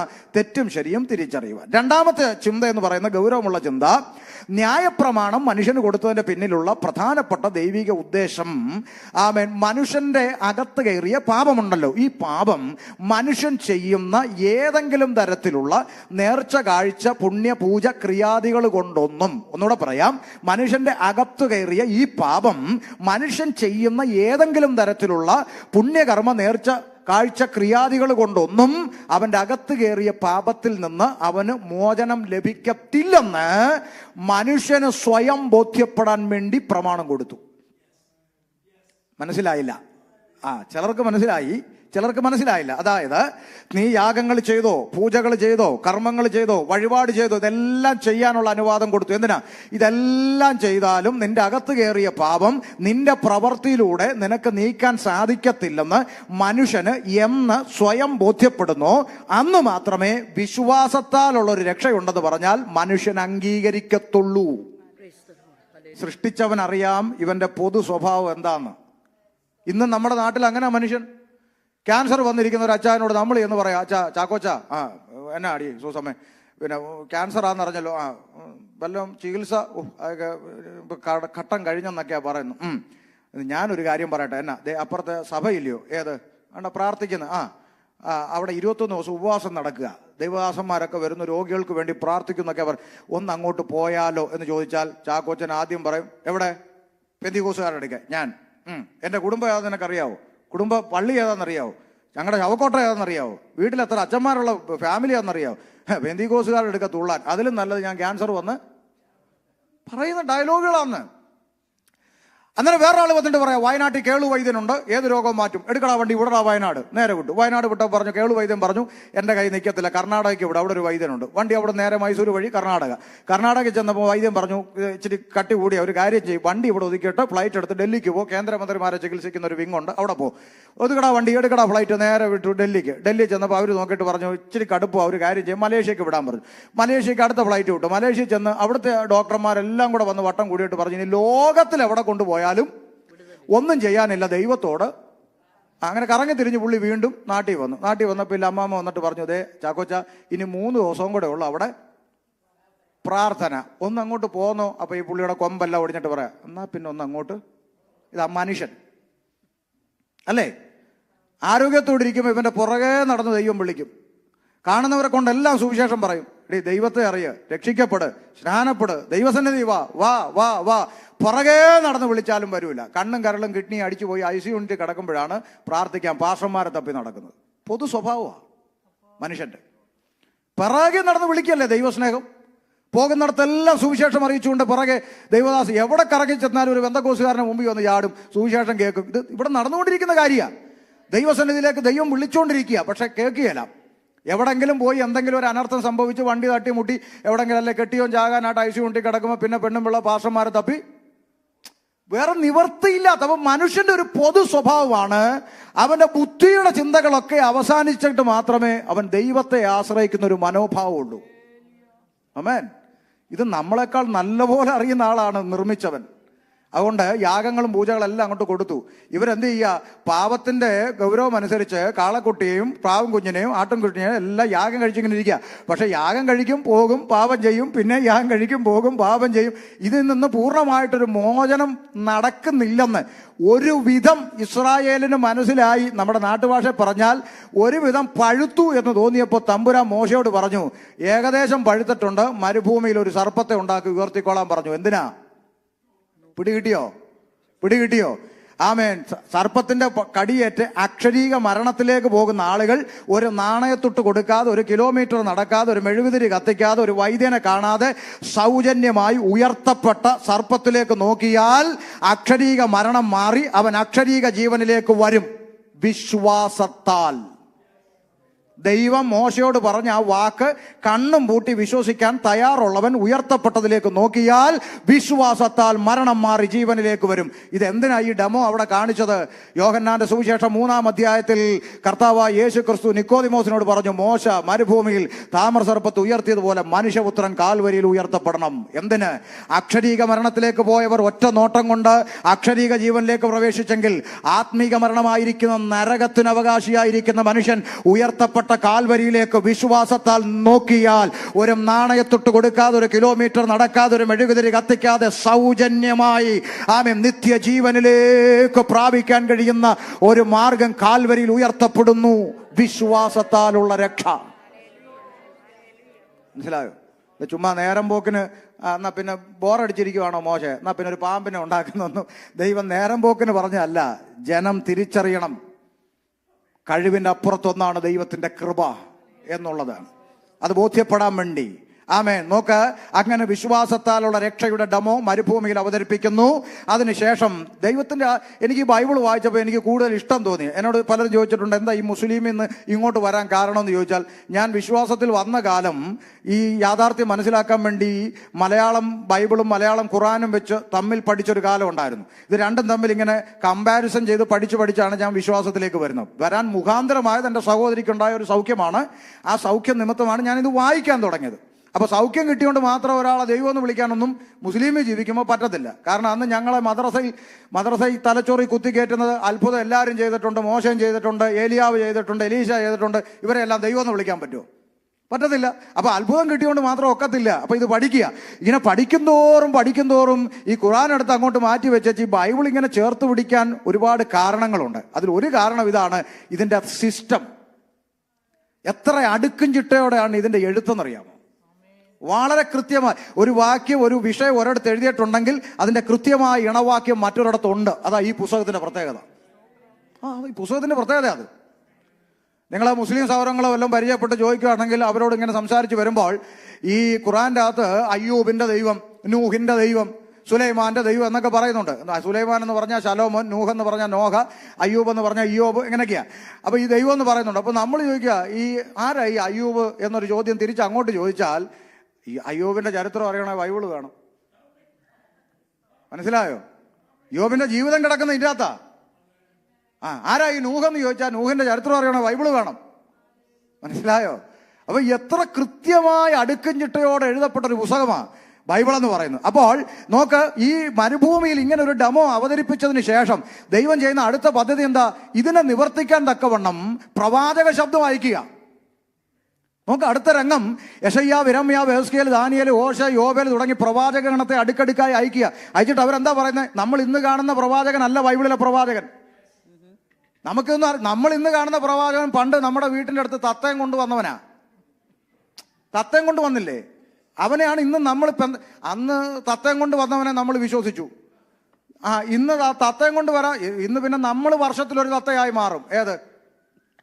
ഏതാ ആണ്ടർതി യോഗത്തിന് ചീട്ട് കൊത്തിയെടുക്കുന്ന തത്തയായി നമ്മൾ മാറത്തില്ലേ? അതിന്റെ കാര്യം പറഞ്ഞേ. സ്വോത്രം. ഇതാ ഈ കാവാലത്തെ ഷമീറിനെ ഒന്നും വിളിക്കരുതെന്ന് പറയുന്നത്. വിളിച്ച ഇതാ പ്രശ്നം, ഉള്ളത് പറയും, ഇല്ലാത്ത ഒന്നും പറഞ്ഞുമില്ലല്ലോ. നമ്മൾ വർഷത്തിൽ ചീട്ട് കൊത്തിയെടുക്കുകയല്ലേ? പണ്ട് നമ്മുടെ നാട്ടിലുള്ള മലയാളിയൊക്കെ ഒരു ചിന്ത ഉണ്ടായിരുന്നു, ഈ ദൈവം വചനത്തിലൂടെ സംസാരിക്കാന്ന് പറഞ്ഞാൽ ബൈബിൾ എടുത്ത് ഇങ്ങനെ പിടിച്ചിട്ട് സ്തോത്ര സ്തോത്ര സ്തോത്ര സ്തോത്ര സ്തോത്ര രക്തം ചെയ്യ രക്തം ചെയ്യ രക്തം ചെയ്യ രക്തം ചെയ്യ അല്ലലി അല്ലലി അല്ല എന്ന് പറഞ്ഞ് ഇങ്ങനെ തുറക്കുമ്പോൾ ഈ പകുതിക്ക് കിട്ടുന്നതാണ് ദൈവം സംസാരിക്കുന്നതെന്ന് വിചാരിച്ചൊരു ആളുകളുണ്ട്. ഇപ്പോഴും അങ്ങനെ വിചാരിക്കുന്നവരും ഉണ്ട്. ഈ പകുതിക്ക് കിട്ടുമ്പോൾ എങ്ങാനും ഇയ്യോബാണെങ്കിലോ ഇയ്യോ എന്നും പറഞ്ഞ് അടയ്ക്കുകയും ചെയ്യും. അതാണ് ഏറ്റവും വലിയ രസം. എന്നിട്ട് ഈ വിരൽ ഇച്ചിരൂടി ഇങ്ങോട്ട് നീട്ടും. കാര്യം ഇയ്യോബ് കഴിഞ്ഞാൽ അടുത്ത് എന്തുവാ, ഇത് കിട്ടാൻ വേണ്ടിയാ. ഇപ്പൊ സങ്കീർത്തനം ഇങ്ങോട്ട് നീട്ടി തുറക്കുമ്പോൾ 32 ആണെങ്കിൽ പിന്നെ അടയ്ക്കും, 51 ആണെങ്കിൽ പിന്നെ അടയ്ക്കും. ചുരുക്കി പറഞ്ഞാൽ നല്ലൊരെണ്ണം കിട്ടുന്നവരെ തുറന്നുകൊണ്ടിരിക്കും. നല്ലൊരെണ്ണം കിട്ടിക്കഴിഞ്ഞാലോ സ്റ്റേജിലോട്ട് കയറിയിട്ട് പറയും, ദൈവാത്മാവ് എനിക്ക് എന്നൊരു വാക്യം വായിച്ചുകൊണ്ടിരുന്നത്, ദൈവാത്മാവ് തന്നെയാണോ കുത്തിയിരുന്ന് തപ്പിയെടുത്തതാ. സ്തോത്രം. അപ്പൊ ഇത് ഇവിടെ നടക്കുന്നത് കാരണം നമുക്ക് ഇത്രയൊക്കെ ഉള്ളൂ. എന്നാൽ പ്രവാചക ശബ്ദം എന്താ, പ്രവാചകം എന്താ, പ്രവചനം എന്താ, നമ്മൾ പഠിക്കണം. പ്രവചനം ഇല്ലെന്നോ പ്രവാചകൻ ഇല്ലെന്നോ വേദപുസ്തകം അറിയുന്നവരാരും പറയില്ല. പ്രവാചക ശബ്ദം എല്ലാ കാലത്തുമുണ്ട്, പ്രവചനമുണ്ട്, എല്ലാം ഉണ്ട്. കൃപാവര ശുശ്രൂഷകളെല്ലാം ദൈവസഭയ്ക്കുണ്ട്. കർത്താവ് അനുവദിച്ചാൽ അത് നാളെയും മറ്റന്നാളുമായിട്ട് നമ്മൾ വാക്യത്തിൽ നിന്ന് തന്നെ പഠിക്കും. സ്വന്തം അഭിപ്രായങ്ങളൊന്നും പറയുന്നതിനോട് താല്പര്യവും ഇല്ല. സ്വന്തം വ്യാഖ്യാനവും പരമാവധി എൻ്റെ പ്രസംഗത്തിൽ ഞാൻ ഉപയോഗിക്കാറും ഇല്ല. ഇതിനകത്ത് എഴുതിയിരിക്കുന്ന അങ്ങ് പറഞ്ഞാൽ മതി എന്നുള്ളതാണ്. അപ്പൊ പ്രവചനം എന്താ, പ്രവാചകന്മാരുടെ ഡ്യൂട്ടി എന്താ, പ്രവാചകന്മാർ രംഗത്തിറങ്ങി എന്താ, ജനത്തിന്റെ ഇഷ്ടത്തിന് സംസാരിക്കുകയല്ല പ്രവാചകന്റെ ഉത്തരവാദിത്വം. ദൈവത്തിന്റെ ഇഷ്ടം ജനത്തോട് പറയാന്നുള്ളതാണ് പ്രവാചക ദൗത്യം.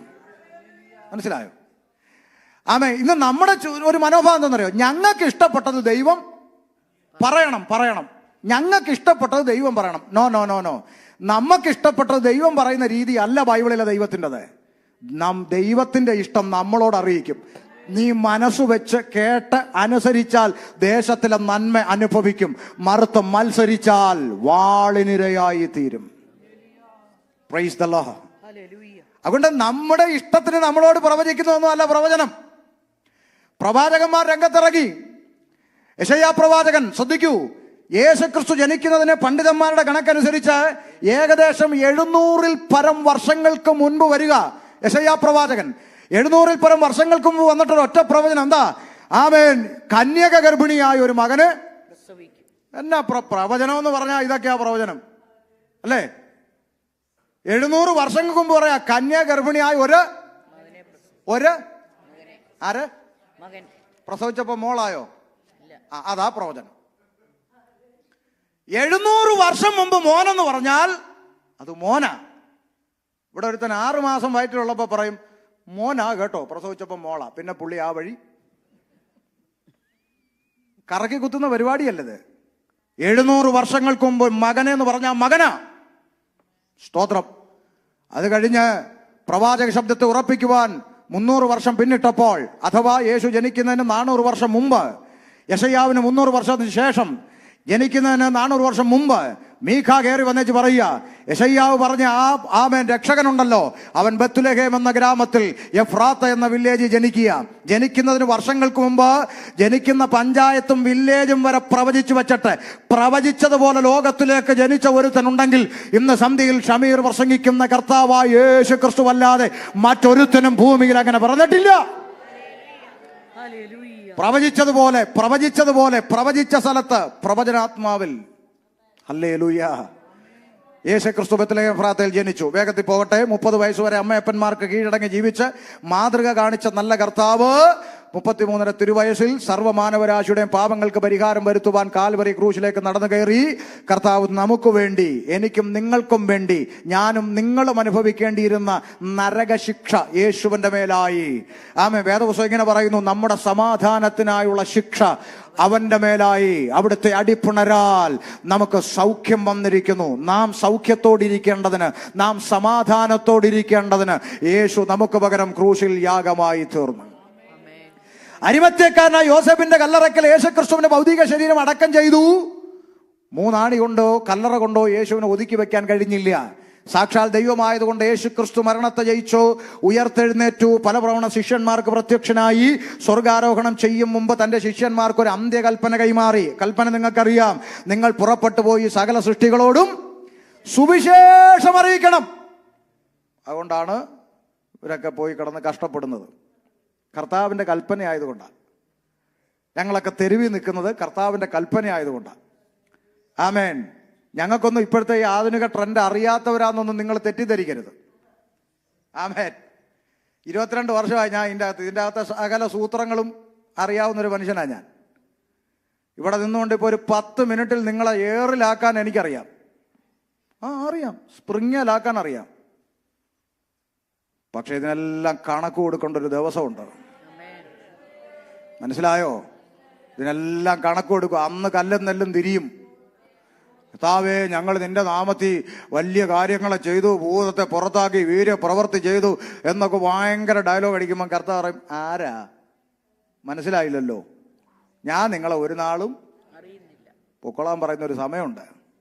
ആമേൻ. അന്ന് ഈ അത്ഭുതം കണ്ടുകൊണ്ട് നിന്ന ആളുകളൊക്കെ വേണേ സാക്ഷ്യം പറയും, ഞാൻ അവിടെ സ്പോട്ടിലുണ്ടായിരുന്നു കർത്താവേ, എൻ്റെ കണ്ണുകൊണ്ട് ഞാൻ.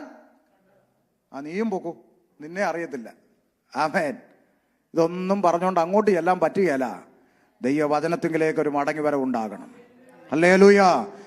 അപ്പോ പലതവണ ശിഷ്യന്മാർക്ക് പ്രത്യക്ഷനായി അന്ത്യകൽപ്പന കൊടുത്തിട്ട് ഒലിവുമലയിൽ നിന്ന് കർത്താവ് സ്വർഗാരോഹണം ചെയ്യുമ്പോൾ ദൂതസംഘം ഇറങ്ങി വന്ന് ശിഷ്യന്മാരിങ്ങനെ കണ്ണുകൾ ഉയർത്തി നിൽക്കുമ്പോൾ പറയുക, പ്രവൃത്തി 1:11, ഗലീലാ പുരുഷന്മാരെ, നിങ്ങൾ ആകാശത്തിലേക്ക് നോക്കി നിൽക്കുന്നത് എന്താ? നിങ്ങളെ വിട്ട് സ്വർഗാരോഹണം ചെയ്ത ഈ യേശുവിനെ സ്വർഗത്തിലേക്ക് പോകുന്നവനായി നിങ്ങൾ കണ്ടതുപോലെ തന്നെ അവൻ വീണ്ടും വരുമെന്ന് പറഞ്ഞു. അത് കേട്ടിട്ട് ആർക്കും വലിയ സന്തോഷമില്ല. അതാണ് ആ കാലത്തിൻ്റെയും ഈ കാലത്തിൻ്റെയും വ്യത്യാസം. ഞാനൊക്കെ രക്ഷിക്കപ്പെട്ട കാലം പ്രസംഗം കേൾക്കാൻ പോവും, ഓടി നടന്നു പോവും. കൺവെൻഷൻ ഉണ്ടെങ്കിൽ അവിടെ കർത്താവിൻ്റെ ദാസന്മാരെ പോലുള്ള ദൈവദാസന്മാർ എഴുന്നേറ്റ് നിന്നുകൊണ്ട് നമ്മുടെ കർത്താവിൻ്റെ കാഹളം മുഴങ്ങാൻ ഇതാ കാലമായി എന്നൊക്കെ പറഞ്ഞാൽ പിന്നെ ഒരു 10 മിനിറ്റ് പ്രസംഗിക്കാൻ പറ്റത്തില്ല. അന്തരീക്ഷം മാറും, ജനം ആത്മാവിലാകും, അന്യഭാഷയിൽ ആരാധിക്കും. അത് കഴിഞ്ഞ് പിന്നെ പ്രസംഗം നടക്കണ കുറച്ച് സമയമെടുക്കും. ഇന്നിപ്പോ യേശു വരുന്നു എന്ന് പറഞ്ഞിട്ട് വായി കമ്പിട്ട് കുത്തിയാൽ ഒരു സ്വോത്രം.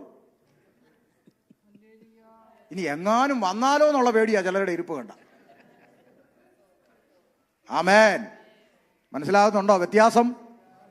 കർത്താവ് വരുന്നെന്ന് കേൾക്കുമ്പോഴൊന്നും പ്രത്യാശയില്ല.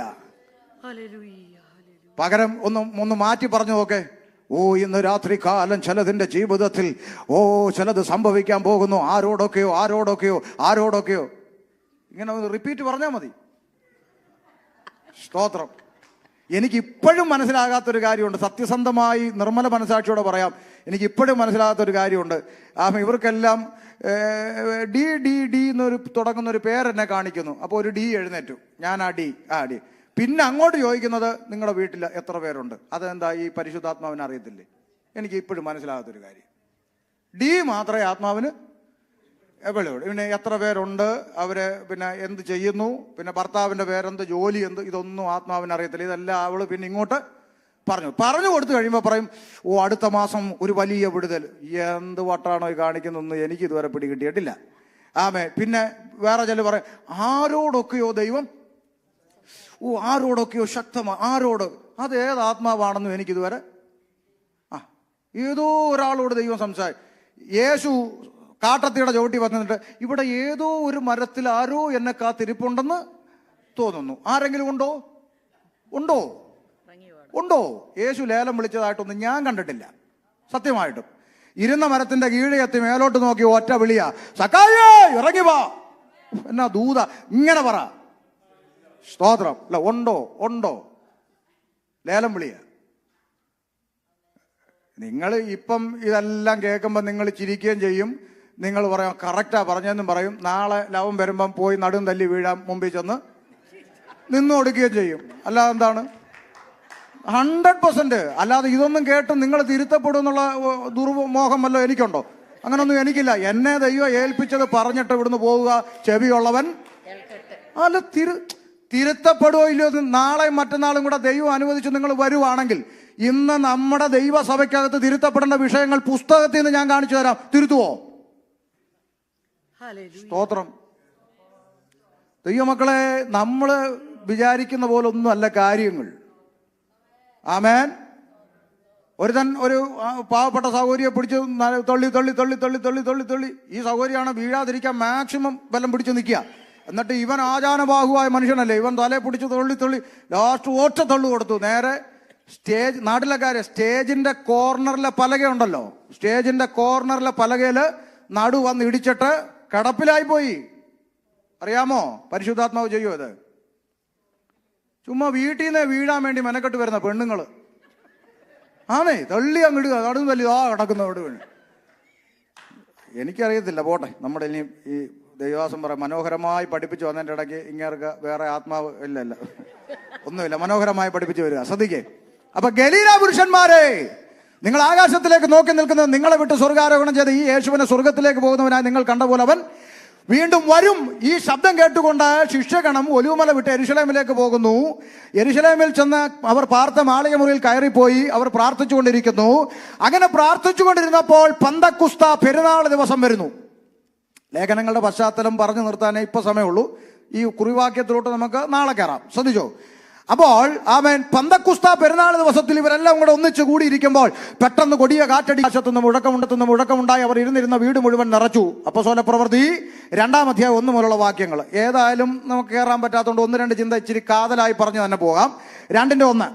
പെന്തക്കോസ്ത് നാൾ വന്നപ്പോൾ എല്ലാവരും ഒരു സ്ഥലത്ത് ഒന്നിച്ചു കൂടിയിരുന്നു. പെട്ടെന്ന് കൊടിയ കാറ്റടിക്കുന്നത് പോലെ ആകാശത്ത് നിന്ന് ഒരു മുഴക്കമുണ്ടായി. അവർ ഇരുന്നിരുന്ന വീട് മുഴുവൻ നിറച്ചു. അഗ്നിജ്വാല പോലെ വളർന്നിരിക്കുന്ന നാവുകൾ അവർക്ക് പ്രത്യക്ഷമായവരിൽ ഓരോരുത്തരുടെ മേൽ പതിഞ്ഞു. ഒരു ചോദ്യം നിങ്ങളോട്, അഗ്നിജ്വാല പോലെ വളർന്നിരിക്കുന്ന പരിശുദ്ധാത്മാവെന്നാണോ നിങ്ങളുടെ പുസ്തകത്തിൽ, അതോ നാവെന്നാണോ? പറ, പുസ്തകത്തിൽ എന്താന്ന് പറഞ്ഞാൽ മതി. ആണ്. പരിശുദ്ധാത്മാവിനെയാണോ തീയോട് ഉപമിച്ചോ, നാവിനെയാണോ? പറ, വായിച്ചിട്ട് പറ. നാവിനെ അല്ലേ? അല്ലേ? നീ പരിശുദ്ധാത്മാവ് തീയാന്ന് പറഞ്ഞ് നടക്കുന്ന എവിടുന്ന്? നാവിനെയാണ് അഗ്നിജ്വാല പോലെ പിളർന്നിരിക്കുന്ന പരിശുദ്ധാത്മാവെന്നല്ല, അഗ്നിജ്വാല പോലെ പിളർന്നിരിക്കുന്ന നാവ് എന്നാണ് ഞാൻ വായിച്ച പുസ്തകത്തിൽ. അങ്ങനെ ഇത് ഇവിടെയോ അങ്ങനെയാണെന്നാണ് എൻ്റെ വിശ്വാസം. പരിശുദ്ധാത്മാവ് തീയാന്ന് പറഞ്ഞ് ഇപ്പൊ ഇവന്മാരെല്ലാം തീയുടെ പുറകെ, ഫയർ, തീ. ഞാൻ ചോദിക്കട്ടെ, പരിശുദ്ധാത്മാവിനെ പ്രാവിനോട് ഉപമിച്ചിട്ടുണ്ടല്ലോ, കൃത്യമായി നേരിട്ട് ഉപമിച്ചേക്കും അല്ലേ? പരിശുദ്ധാത്മാവ് പ്രാവെന്ന പോലെ അവന്റെ മേൽ ഇറങ്ങുന്നത് കണ്ടു.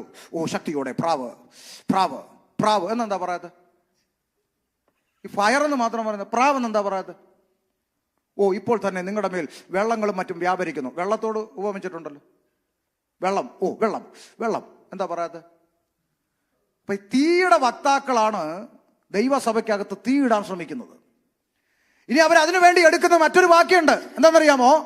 യോഹന്നാൻ സ്നാപകൻ വിളിച്ചു പറഞ്ഞു, എന്റെ പിന്നാലെ ഒരു വരുന്നുണ്ട്, അവന്റെ ചെരുപ്പിന്റെ വാറഴിപ്പാൻ ഞാൻ യോഗ്യനല്ല. ഞാൻ നിങ്ങളെ വെള്ളം കൊണ്ട് സ്നാനം കഴിപ്പിക്കുന്നു, അവനോ നിങ്ങളെ പരിശുദ്ധാത്മാവ് കൊണ്ടും തീ കൊണ്ട് സ്നാനം കഴിപ്പിക്കും. ഈ പെന്തക്കോസ്തുകാരുടെ പൊതുവേ ഉള്ളൊരു പ്രശ്നം, മുമ്പും പുറവും വായിക്കുകയല്ല, നടുക്കുള്ളത് വരയിട്ട് വെക്കുക. പ്രശ്നം അവിടെയാണ്, മുമ്പും പുറവും വായിക്കുകയല്ല. കഴിഞ്ഞ ദിവസം ഒരു വിഷയം ഞാൻ ഇങ്ങനെ മറുപടി പറയേണ്ടി വന്നു. ദൈവരാജ്യം വചനത്തിലല്ല ശക്തിയിലാകുന്നു പറയും. അതിന്റെ തൊട്ട് മുകളിൽ നോക്കിക്കഴിഞ്ഞാൽ അറിയാം, ചീർത്തിരിക്കുന്നവരുടെ വാക്കുകളിലല്ല ദൈവരാജ്യം എന്നാണ് അവിടെ എഴുതിയിരിക്കുന്നത്. മുകളിലും വായിക്കുകയല്ല, താഴെയും വായിക്കുകയല്ല, വചനത്തിലല്ല എന്ന് പറഞ്ഞ് ഒരു കാച്ചലങ്ങട് കാച്ചി ജനങ്ങൾക്ക് കൺഫ്യൂഷൻ ഉണ്ടാക്കാതെ പോരെ. നമ്മൾ മറുപടി പറഞ്ഞപ്പം വിമർശിക്കുന്നവനായി. എന്ത് ചെയ്യാൻ പറ്റും പറ. അപ്പോ മുമ്പും പുറകെ വായിക്കണം. താഴേക്ക് വായിക്കുമ്പോൾ യോഹന്നാൻ സ്നാപകൻ പറഞ്ഞ അതേ വിഷയത്തിന്റെ താഴോട്ട് വായിക്കുമ്പോൾ ഇപ്പോൾ തന്നെ വൃക്ഷങ്ങളുടെ ചുവട്ടിൽ കോടാലി വെക്കുന്നത് എന്താ? രക്ഷയല്ല, ന്യായവിധിയാ. താഴേക്ക് വായിക്കുമ്പോൾ പറയാണ്, അവൻ വീശും, അവന്റെ കയ്യിൽ വീശുമുറം ഉണ്ട്, അവൻ വീശും, കളമുറ്റും വെടിപ്പാക്കും, നല്ലത് വേർതിരിക്കും, ആകാത്തത് അവൻ തീയിലിട്ട്. അപ്പൊ നിങ്ങൾ ശ്രദ്ധിച്ചു കേൾക്കണം ഞാൻ പറയുന്നത്. എന്റെ പിന്നാലെ ഒരുവൻ വരുന്നുണ്ട്. ആരാ? യേശുക്രിസ്തു. അവൻ നിങ്ങളെ, ഇവിടെ യോഹന്നാൻ അഡ്രസ് ചെയ്യുന്ന നിങ്ങൾ ആരാണ്? പറ. സഭയാണോ? ആണോ? എന്താ സഭ? രക്ഷിക്കപ്പെട്ടവരുടെ കൂട്ടം. ഒരുത്തൻ രക്ഷിക്കപ്പെടണമെങ്കിൽ മിനിമം എന്ത് വിശ്വസിക്കണം? യേശു എനിക്ക് വേണ്ടി മരിച്ചു, അടക്കപ്പെട്ടു, ഉയർത്തെഴുന്നേറ്റു, വീണ്ടും വരുമെന്ന് ഹൃദയം കൊണ്ട് വിശ്വസിക്കണം. യോഹന്നാൻ സ്നാപകൻ ഈ ദൂത് വിളിച്ചു പറയുമ്പോൾ യേശു മരിച്ചിട്ടുണ്ടോ? അടക്കപ്പെട്ടിട്ടുണ്ടോ? ഉയർത്തെഴുന്നേറ്റിട്ടുണ്ടോ? ഇത് വിശ്വസിച്ച് രക്ഷിക്കപ്പെടാനുള്ള രക്ഷ അന്ന് അവിടെ ഉണ്ടോ? ഇല്ല. അപ്പൊ യോഹന്നാൻ അഡ്രസ് ചെയ്ത നിങ്ങൾ സഭയാണോ? ആണോ? അല്ല. പിന്നെന്താ? 1 യഹൂദന്മാർ, 2 യഹൂദൻ അല്ലാത്ത സകലരെയും ബൈബിൾ ഒറ്റ വാക്കി വിളിച്ചിരിക്കുന്നത് ജാതികൾ അല്ലേ? ഇതിനകത്ത് പല കാറ്റഗറിയിൽപ്പെട്ടവരുണ്ട്. പരീക്ഷന്മാരുണ്ട്, പുരോഹിതന്മാരുണ്ട്, ശാസ്ത്രിമാരുണ്ട്, ഒക്കെ ഉണ്ട്. അപ്പൊ 1 യഹൂദനും 2 ജാതികളും. യഹൂദന്മാരും ജാതികളോടുമാണ് യോഹന്നാൻ സ്നാപകൻ അഡ്രസ് ചെയ്യുന്നത്. എന്റെ പിന്നാലെ ഒരുത്തം വരുന്നുണ്ട്, അവൻ വിശ്വസിക്കുന്നവനെ അവൻ പരിശുദ്ധാത്മാവിനാലും വിശ്വസിക്കാത്തവനെ തീയിലിട്ട് കളയാനും അധികാരമുള്ളവനാണ് പുറകെ വരുന്നത്. എന്തുകൊണ്ടാ? യേശുവിനെ വാഗ്ദത്ത മശിഹയായി അംഗീകരിക്കാത്ത യഹൂദനോടാണ് യോഹന്നാൻ ദൂത് വിളിച്ചു പറയുന്നത്. എന്റെ പിന്നാലെ വരുന്നവനാണ് ന്യായം വിധിക്കാനുള്ള അധികാരം. ഷമീർ പാസ്റ്റർ ഇപ്പൊ പറഞ്ഞതിന്റെ തെളിവ് എവിടാ? യോഹന്നാൻ 5:22, 5:27 വായിച്ചു. യോഹന്നാൻ 5:22, 5:27 വേഗം. എല്ലാവരും പിതാവിനെ ബഹുമാനിക്കുന്ന പോലെ പുത്രനെയും ബഹുമാനിക്കേണ്ടതിന് പിതാവ് ആരെ ന്യായം വിധിക്കാതെ ന്യായവിധിയെല്ലാം പുത്രന് കൊടുത്തിരിക്കുന്നു. 5:22 അല്ലേ? ഇനി 27, അവൻ മനുഷ്യപുത്രനാകയാൽ ന്യായവിധി നടത്താൻ അവന്. അപ്പൊ ഒന്നിന് പകരം 2 വാക്യം ഞാൻ നിങ്ങളുടെ മുമ്പിൽ തെളിവായി വെച്ചു. 2 വാക്യം. ന്യായം വിധിക്കാനുള്ള അധികാരം ആർക്കാ? യേശുക്രിസ്തുവിന്. എന്ന് പറഞ്ഞാൽ ഇന്ന് ഏത് യേശുവിനെ നീ വേണ്ടാന്ന് പറയുന്നു, അതേ യേശു നിന്നെ ന്യായം വിധിക്കുന്ന ഒരു ദിവസം വരുമെന്നാണ് യോഹന്നാൻ ശാപകൻ വിളിച്ചു പറയുന്നത്. ന്യായം വിധിക്കാനുള്ള പുത്രന്റെ അധികാരം. ഇനി ഇതിനെ ഒന്നുകൂടെ തെളിയിക്കുന്ന ഒരു വാക്യം പറയാം, ശ്രദ്ധിച്ചോ. ആമേൻ. അപ്പോൾ യോഹന്നാൻ അഡ്രസ് ചെയ്തത് സഭയല്ല എന്നുള്ള കാര്യം വളരെ കൃത്യമാണ്. ആമേൻ. ന്യായം വിധിക്കാനുള്ള അധികാരത്തെയാണ് യോഹന്നാൻ പറഞ്ഞതെന്ന് ഞാൻ നിങ്ങളോട് ഈ വാക്യത്തിന്റെ അടിസ്ഥാനത്തിൽ പറഞ്ഞു. ഇനി ഇത് ഒന്നുകൂടെ തെളിയിക്കുന്ന ഒരു വാക്യം പറയാം. അപ്പോസ്തല പ്രവൃത്തി 1:4 യോഹന്നാൻ ചെയ്ത ഈ ശുശ്രൂഷയെ കർത്താവായ യേശു ക്രിസ്തു എടുത്തു പറയുന്ന ഒരു ഭാഗമുണ്ട്. അപ്പോസ്തല പ്രവൃത്തി 1:4. അങ്ങനെ അവൻ അവരുമായി കൂടിയിരിക്കുമ്പോൾ അവരോട്, നിങ്ങൾ യെരൂശലേമിൽ നിന്ന് വാങ്ങിപ്പോകാതെ എന്നോട് കേട്ട പിതാവിന്റെ വാഗ്ദത്തത്തിനായി. എന്താ ഈ വാഗ്ദത്തം? എന്താ വാഗ്ദത്തം? പരിശുദ്ധാത്മാവ്. അതെ. അടുത്ത വാക്ക്. ആമേ. അടുത്ത വാക്ക് നോക്കെ. യോഹന്നാൻ വെള്ളം കൊണ്ട് സ്നാനം. നിങ്ങൾക്കോ ഏറെ നാൾ കഴിയും മുമ്പേ പരിശുദ്ധാത്മാവ് കൊണ്ട് സ്നാനം ലഭിക്കും. ആണോ? അപ്പൊ യേശു അവിടെ എന്ത് കട്ട് ചെയ്തു? തീ കട്ട് ചെയ്തു. കാരണം യേശു അഡ്രസ് ചെയ്ത നിങ്ങൾ ആരാ? ശിഷ്യന്മാരാ, സഭയാ. സഭയ്ക്ക് തീയില്ല, സഭയ്ക്ക് പരിശുദ്ധാത്മാവാണുള്ളത്. മനസ്സിലായോ? ഇവിടെ യേശു അഡ്രസ് ചെയ്യുന്നത് സഭയോടാ. സഭയ്ക്ക് തീയില്ല. നാം തീക്കായി വിളിക്കപ്പെട്ടവരല്ല, നാം നിത്യതയ്ക്കായി വിളിക്കപ്പെട്ടവരാ. ഇത് പറഞ്ഞു കൊടുത്താലും ചില ഉള്ളികൾ ഒറ്റക്കാലം നിൽക്കും. പാസ് എന്താ പറഞ്ഞാലും ശരി, ആ പരിശുദ്ധാത്മാവ് തീയ. ആയിക്കോട്ടെ. താങ്കൾ ഈ തീയുടെ പുറകെ പോക്കോ. ഒടുവിൽ ചെന്ന് വീഴുന്ന സ്ഥലത്തും ഹോൾസെയിൽ തീയ. അന്നേരവും പറയണം, കണ്ടോ ആത്മാവ് ഞങ്ങളുടെ കൂടെ വന്ന കണ്ടോ, ആയിക്കോട്ടെ, നിങ്ങൾ അവിടെ അങ്ങ് ആഘോഷിച്ചാട്ടെ. സ്തോത്രം. അതുകൊണ്ട് കുഞ്ഞേ, ഈ തീ എന്ന് പറഞ്ഞ് വചനം പറയാൻ നേരമില്ലാതെ കാട്ടിക്കൂട്ടുന്ന വിക്രിയകളൊന്നും ദൈവത്തിന്റെ പരിശുദ്ധാത്മാവിൽ വരുന്ന കാര്യങ്ങളല്ല. അതുകൊണ്ട് ഇത്തരം കൾട്ടുകളിൽ വീഴാതിരിപ്പാൻ ശ്രദ്ധിച്ചാൽ മേപ്പോട്ട് പോകാം. ഞാൻ തിരിച്ചു വരിക. അപ്പോൾ പെന്തക്കോസ്ത് പെരുന്നാൾ ദിവസത്തിൽ പരിശുദ്ധാത്മാവിന്റെ സാന്നിധ്യം ഇറങ്ങി വന്ന് എല്ലാവരും ആത്മാവ് നിറഞ്ഞവരായി അന്യഭാഷകളിൽ സംസാരിക്കാൻ തുടങ്ങി. പ്രിയപ്പെട്ടവരെ, ആ പരിശുദ്ധാത്മാവിന്റെ നിറവിൽ ഒരാൾ പ്രസംഗിക്കാൻ എഴുന്നേറ്റ് നിന്നു. ആത്മനിറവിൽ. ആരാ? പത്രോസ്ലീഗ എഴുന്നേറ്റ് വന്ന് പരിശുദ്ധാത്മാവിന്റെ നിറവിൽ ഒരൊറ്റ പ്രസംഗം. എന്ത് സംഭവിച്ചു? 2-ാം അധ്യായം 37. ഇത് കേട്ടിട്ട് ഹൃദയത്തിൽ കുത്തുകൊണ്ടു. നിക്കട്ടെ, ദൈവസഭ ഒന്ന് ശ്രദ്ധിച്ച എന്നെ. വേദപുസ്തകത്തിൽ പറയുന്ന യേശു വാഗ്ദത്തം ചെയ്ത പിതാവിങ്കൽ നിന്ന് പുറപ്പെട്ട ബൈബിളിലെ പരിശുദ്ധാത്മാവ് നിറഞ്ഞവൻ. ഒന്നുകൂടെ പറയാം. യേശു വാഗ്ദത്തം ചെയ്ത പിതാവിങ്കൽ നിന്ന് പുറപ്പെട്ട ബൈബിളിലെ പരിശുദ്ധാത്മാവ് നിറഞ്ഞവൻ ആത്മനിറവിൽ എഴുന്നേറ്റ് നിന്ന് പ്രസംഗിച്ചപ്പോൾ കേട്ടവർക്ക് ഇക്കിളിയല്ല കൊണ്ടത്, ചങ്കത്ത് കത്തുകേറി. ഈ പുസ്തകത്തിൽ പറയുന്ന ആത്മാവിന്റെ നിറവിൽ ഒരുത്തം പ്രസംഗിച്ചാൽ കേട്ടവർക്ക് ഇക്കിളിയല്ല കൊള്ളുന്നത്, ചങ്കത്ത് കത്തുകേറും. ഇരുവായ്ത്തലയുള്ള ഏത് വാളിനേക്കാളും മൂർച്ചയേറിയതും സദ്യമജ്ജ മാംസങ്ങളെ വേർപിടിവിക്കും വരെ തുളച്ചു ചെല്ലുന്ന ജീവന്റെ വചനം അത് അകത്തോട്ട് ചെന്ന് കുത്തുകൊണ്ട് ചങ്കത്തോട്ട് കയറിയപ്പോൾ ജനം നിലവിളിച്ചുകൊണ്ട് ആമേ ചോദിക്കുക, സഹോദരന്മാരായ പുരുഷന്മാരെ, ഞങ്ങൾ എന്ത് ചെയ്യണം? പറ. അതാ റിസൾട്ട്. ഇന്ന് ഈ പുസ്തകത്തിലെ പരിശുദ്ധാത്മാവ് നിറഞ്ഞവൻ പ്രസംഗിച്ചാലേ അങ്ങനെ വരൂ. അത് ഇന്ന് പലർക്കും വേണ്ട. കുത്തുകൊള്ളുന്ന പ്രസംഗം വേണ്ട. ഇന്നത്തെ നമ്മുടെ പ്രസംഗം കഴിഞ്ഞ് നമ്മൾ പോകുമ്പോൾ എന്താ ചങ്കത്ത് ദൈവദാസൻ ഓരോ വാക്യം പ്രസംഗിക്കുമ്പോൾ ചങ്കത്ത് കത്തി. അതല്ല ഇന്ന് നമ്മൾ പറയും വരണമായിരുന്നടി ചിരി. ഇതാ ഇന്ന് നമ്മൾ പറയുന്നേ. ആമേൻ. പരിശുദ്ധാത്മാവ് നിറഞ്ഞവൻ ആത്മനിറവിൽ എഴുന്നേറ്റ് നിന്നുകൊണ്ട് പ്രസംഗിച്ചപ്പോൾ അത് കേട്ടവിടെ ഹൃദയത്തിന്റെ അകത്ത് കത്തികേറിയെന്ന് മനസ്സിലായോ? നമുക്കത് വേണ്ട. സ്തോത്രം.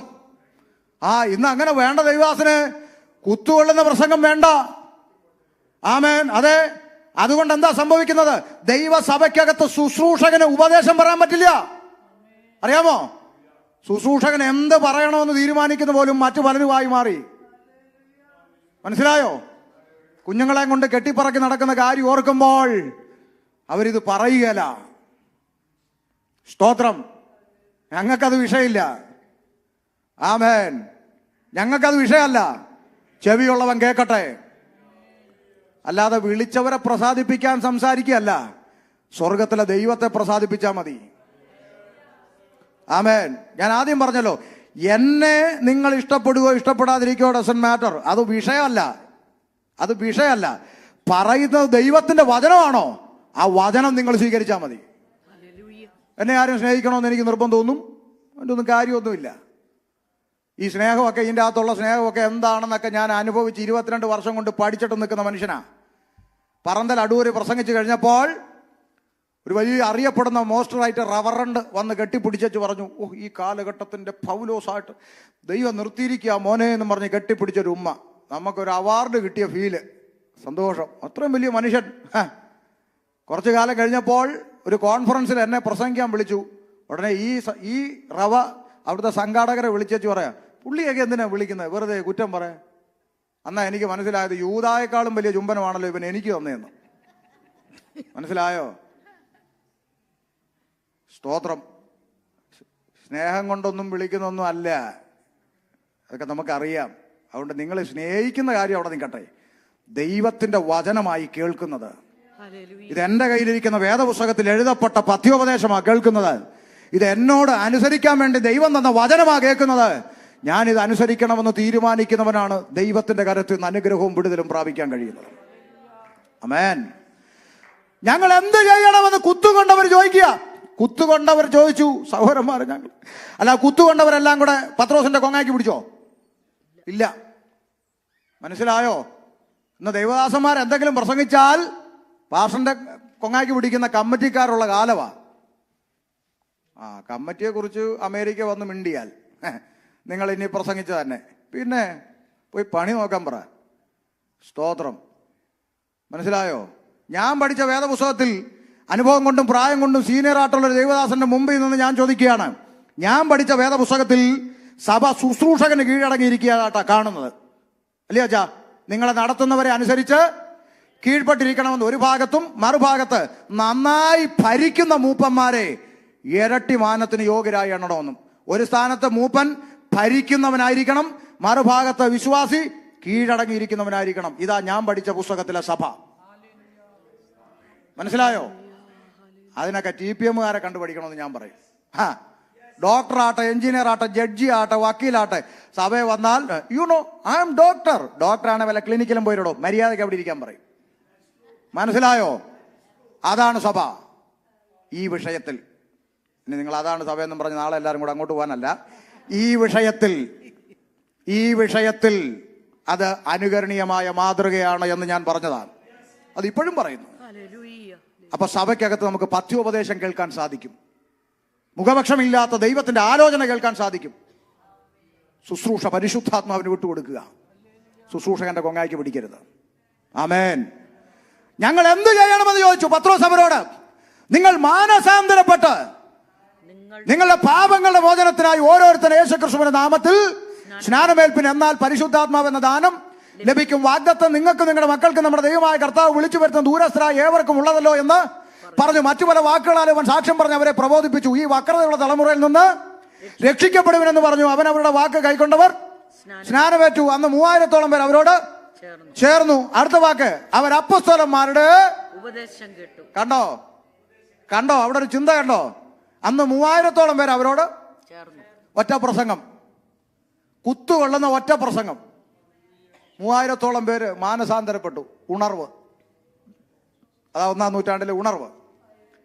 ഉണർവെന്ന് പറഞ്ഞാൽ ഒരുത്തൻ കസേര എടുത്തുകൊണ്ട് ഡെസ്കേ കയറുന്നു, തോളിലെടുത്ത് അടിക്കാൻ നിൽക്കുന്നു, പേ പിടിച്ച പോലെ കിടന്ന് അണയ്ക്കുന്നു. ഇതാണ് ഉണർവ്. ഇതാ ഉണർവ്. ജനം ദൈവസന്നിധിയിലേക്ക് മനം തിരിയട്ടെ, നിലവിളിച്ചുകൊണ്ട് മാനസാന്തരപ്പെടട്ടെ. ഉണർവിന്റെ ലക്ഷണം ചാട്ടമല്ല. ഒരു സിമ്പിളായിട്ടൊരു കാര്യം പറയാം. 2 മിനിറ്റൂടെ ഉള്ളത് എനിക്കറിയാം, വിഷമിക്കണ്ട. സിമ്പിളായിട്ടൊരു കാര്യം പറയാം. നാളെ നമുക്ക് ഈ വാക്യത്തിലൂടെ ഇവിടുന്ന് ഇപ്പൊ എവിടെ നിർത്തുന്നു അവിടെ തുടങ്ങി അങ്ങനെ അങ്ങോട്ട് പോകും. സമയം പോയത് നിങ്ങൾ അറിഞ്ഞോ? ഇവിടെ കഥ വല്ലതും പറഞ്ഞോ? ദൈവവചനത്തിന് മുമ്പിലായിരുന്നേ. മനസ്സിലായോ? അതാ അന്തരീക്ഷം. സ്തോത്രം. ഉണർവിന്റെ ലക്ഷണം എന്താ? ഉണർവിന്റെ ലക്ഷണം ദേ, രാത്രി ഒരു 12-1 മണിക്ക് ബിജു പാസ്റ്ററിന്റെ വിശ്വാസിയുടെ വീട്ടിൽ വന്ന് ഒരു അത്യാവശ്യ ഘട്ടത്തിൽ വന്ന് കോളിംഗ് ബെൽ അടിച്ചു. വിശ്വാസി അവിടെ നല്ല ഉറക്കം, കോളിംഗ് ബെൽ അടിച്ച് ഉണർന്നു. അപ്പോൾ ഇവിടെ അകത്ത് കിടന്നുകൊണ്ട് ചോദിക്കാനുള്ള പരിപാടിയൊക്കെ ഉണ്ടല്ലോ. ആരാന്ന് ചോദിച്ചു. വെളി നിന്നുകൊണ്ട് ബിജു പാസ്റ്റർ പറഞ്ഞു, ഞാനാ പാസ്റ്റർ, ഒരു അത്യാവശ്യത്തിന് വന്നാന്ന് പറഞ്ഞു. അത് രാത്രി നല്ല ഉറക്കം. അപ്പം കോളിംഗ് ബെല്ല് കേട്ടപ്പോൾ ഉറങ്ങിക്കിടന്ന ആള് ഉണർന്നു. ഉണർവിന്റെ ലക്ഷണമാണ് പറയുന്നത്. ഉണർന്നതിന്റെ ലക്ഷണം എന്താ? ബിജു പാസ്റ്റർ ചാടി വന്ന് ഫ്രണ്ടിൽ വന്ന് ഡോർ അങ്ങ് തുറക്കുന്നതാണോ ഉണർവിന്റെ ലക്ഷണമാണോ? നിങ്ങൾ പറ, ആണോ? അല്ല. നിങ്ങളെല്ലാം ഉണരുന്നവരല്ലേ, എന്നിട്ടെന്ത് ഇതുവരെ ഉറങ്ങിയിട്ടില്ലാത്ത പോലെ ഇരിക്കുന്നു? ഉണർന്നതിന്റെ ലക്ഷണം അതാണോ? അല്ല. ബിജു പാസ്റ്റർ എന്ന് കേട്ടു, ഉണർന്നതിന്റെ ലക്ഷണം ഉണർന്നവരാദ്യം എന്ത് ചെയ്യും? തുണിയൊക്കെ നേരെയാണോന്ന് ഇല്ലേ? അങ്ങനല്ലേ? ആഴത്തിൽ കിടന്നതാ. ഒന്ന് ഉണർന്നപ്പോൾ വസ്ത്രമൊക്കെ മര്യാദയ്ക്കാണോ എന്ന് നോക്കി. പാസ്റ്റർ വന്നേക്കുക അല്ലേ? എന്നിട്ട് നേരെ കണ്ണാടിയുടെ മുമ്പിൽ ചെന്ന് കൊമ്പും തുമ്പിക്കായി വല്ലതും ഇരിപ്പുണ്ടോന്ന്. ഇതൊന്നും നിങ്ങളാരും കണ്ടിട്ടുമില്ല. അപ്പം പോയി നോക്കും അല്ലേ? പിന്നെ മുടിയൊക്കെ ഇങ്ങനെ മറുതെ പോലെ ഇരിക്കുവാണോ നോക്കിയിട്ട് ഒന്ന് ജീപ്പിയൊക്കെ വേണം വെക്കും, ഒരു ഷോളൊക്കെ എടുത്തിടും, ഒരു ക്രമീകരണം വരുത്തിയിട്ട് എന്ന് വാതിൽ തുറക്കും. ഉണർവിന്റെ ലക്ഷണം ക്രമീകരണമാണ്. ഉണർവിന്റെ ലക്ഷണം ചാടി ജമ്പ് ചെയ്ത് ഫ്രണ്ട് സ്വീകരണ മുറി ചെന്ന് വാല് തുറക്കുന്ന അല്ല ഉണർവിന്റെ ലക്ഷണം. ക്രമീകരിക്കേണ്ട മേഖലകളെ ക്രമീകരിച്ച് ദൈവസന്നിധിയിൽ നെടുമ്പാട് വീണ് ദൈവകരങ്ങളിൽ ഏൽപ്പിച്ചു കൊടുക്കുന്ന അനുഭവം വെളിപ്പെടുന്നതാണ് 1-ാം നൂറ്റാണ്ടിൽ വെളിപ്പെട്ട ഉണർവെന്ന് പറയുന്നത്. ആ ഉണർവ് ദൈവസഭയ്ക്ക് ഇന്നും ആവശ്യമുണ്ട്, എല്ലാ കാലത്തും ആവശ്യമുണ്ട്. ഉണർവ് സംഭവിക്കട്ടെ, റിവൈവൽ സംഭവിക്കട്ടെ. അല്ലാതെ റിവൈവൽ എന്ന് പേരും പറഞ്ഞ് ഒരുത്തം വന്ന് സഭയിലെ വിശ്വാസികളെ മുഴുവൻ തലയെ പിടിച്ച് പുറകോട്ട് തള്ളിയിട്ട് നടുവൊടിച്ചിട്ട് പോകുന്ന പരിപാടിയൊന്നും അല്ല ഉണർവ്. ജനം ക്രമീകരിക്കപ്പെടണം. സ്തോത്രം. ആമേൻ. താൽക്കാലികമായി നിർത്താൻ ശ്രദ്ധിച്ചോ. അങ്ങനെ ആമേൻ അവർ 3000-ഓളം പേര് സ്നാനമേറ്റ് അവരോട് ചേർന്നു. അടുത്ത വാക്ക് ഇങ്ങോട്ട് നോക്കിയേ, ഇങ്ങോട്ട് എന്നെ നോക്കിയേ. പത്രോസ്, എല്ലാവരും സ്നാനപ്പെട്ടോ? 3000 പേര് മുങ്ങിയോ? ഇനി ആരെങ്കിലും ഉണ്ടോ? ആരുമില്ല, എല്ലാവരും മുങ്ങി പാസ്റ്ററെ, മുങ്ങി. ഇനി എവിടാന്ന് വെച്ചാ ചെന്ന് കയറിയോ? അങ്ങനെ പറഞ്ഞോ? ഇന്നത്തെ പാസ്റ്റർമാർ അങ്ങനാ പറയുന്നത്. അമ്മാമ്മ സ്നാനപ്പെട്ടോ? വെള്ളത്തിൽ മുങ്ങിയോ? ഇനി കുഴപ്പമില്ല, നിൽക്കുന്നിടത്ത് അങ്ങ് നീ കള്ളനാണ്, കള്ളൻ. മനസ്സിലായോ? ആമേൻ. മനസ്സിലായോ? സ്നാനപ്പെട്ടിട്ട് നിൽക്കുന്നിടത്ത് നിൽക്കാൻ പ്രമാണമില്ല. അവർ അപ്പോസ്തലന്മാരുടെ അപ്പൊ സ്നാനപ്പെട്ടവൻ എന്ത് വേണം പറ? ഏത് ഉപദേശം? അപ്പോസ്തോലിക ഉപദേശം വേണം. സ്നാനപ്പെട്ടവൻ അപ്പോസ്തോലിക ഉപദേശം ഇല്ലാത്തടത്ത് പോകാൻ പറ്റുമോ? ഉപദേശം കേട്ടു, അടുത്തത് കൂട്ടായ്മ ആചരിച്ചു, അടുത്തത് അപ്പം നുറുക്കി. അപ്പൊ ഇവിടെ ഒരു ചിന്ത, ഇവിടെ സ്നാനപ്പെട്ടവൻ അവിടെ പോരുതെന്ന് പറയാൻ എന്താ ഭാഷ കാരണം പറയാ. ശ്രദ്ധിച്ചോ. വചനപ്രകാരമുള്ള രക്ഷ ഇല്ലാത്ത, വചനപ്രകാരമുള്ള സ്നാനം ഇല്ലാത്ത, വചനപ്രകാരമുള്ള ആത്മനിറവ് ഇല്ലാത്ത ഇടത്ത് നുറുക്കുന്ന മേശ ഇവിടുത്തെ കർത്തൃമേശയാണോ? അതല്ലാത്തത് കൊണ്ടാണ് ഇവിടെ മുങ്ങിയവൻ അവിടെ പോയി വാ വിളിക്കാൻ പ്രമാണമില്ലാത്തത്. മനസ്സിലാകുന്നവല്ലോ? പക്ഷെ അതങ്ങ് എടുക്കാതിരുന്നാ പോരെ. എന്റെ മാംസം തിന്നാതെ എന്റെ രക്തം കുടിക്കാതെ ഇരിക്കുന്നവന് നിത്യജീവൻ.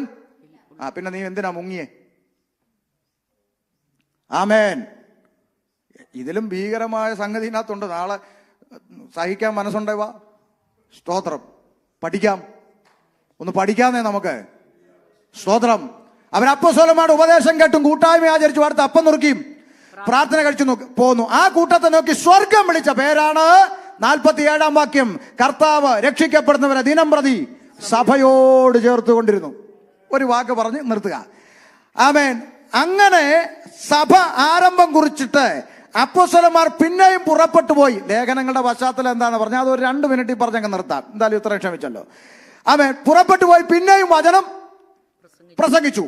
അവർ പ്രസംഗിച്ചിടത്തെല്ലാം കർത്താവ് അവരോട് കൂടെ ഇരുന്ന് അത്ഭുതങ്ങളാലും അടയാളങ്ങളാലും വിവിധ വീര്യപ്രവർത്തികളാലും അവർ പ്രസംഗിച്ച വചനത്തെ ദൈവം ഉറപ്പിച്ചു. ആ ദൈവ പ്രവൃത്തി അന്ന് നടന്ന പോലെ ഇന്നും നടക്കും, നാളെയും നടക്കും, ദൈവമുള്ള കാലത്തോളം നടക്കും. നമുക്ക് എതിർപ്പില്ല. കാരണം ദൈവം ഇന്നലെ ഇന്നും എന്നേക്കും. ദൈവം അനന്യനാണെങ്കിൽ ദൈവ പ്രവൃത്തിയോ അനന്യോ?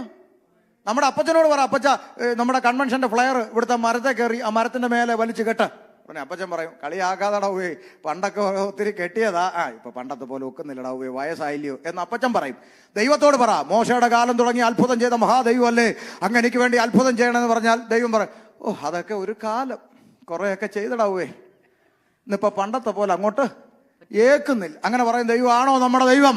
ഞാൻ സകല ജഡത്തിന്റെ ദൈവമായ യഹോവയാകുന്നു, എന്നാൽ കഴിയാത്ത വല്ല കാര്യമുണ്ടോ?